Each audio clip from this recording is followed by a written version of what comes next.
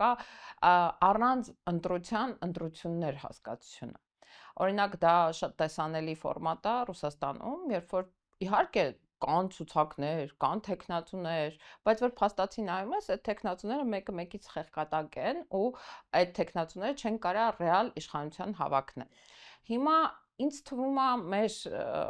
ներքին բռնապետը այդ ճանապարհով է գնում, հա, ինքը փորձում է մաքսիմալ զտել, ինքը փորձում է մաքսիմալ մաքրել ցանկը ու այնպիսի հակառակորդներ իր համար ստեղծել, որոնք ի սկզբանե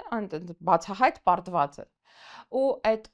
իրանց տարածքային կառավարման նախարարի խոսքը Խուդացյանի, որ բանա մեր մոտ փարաքյարը չի կրկնվի, որովհետև այնտեղ քոչարենական տեխնացու չկար, իսկ այստեղ կա, դրա ոնց որ մի շարունակությունն է, էլի, ոնց որ գիտես ինչ, ոնց որ իրանք ունեն նախընտրելի ընդդիմություն, իսկ այդ նախընտրելիության ցուցանիշը սահմանվում է նրանով, ինչքանով այդ ընդդիմությունը կարա ձայն հավաքի, հա, բարձա չէ որ իրանք նախընտրում են ամենաթույլ ընդդիմությանը,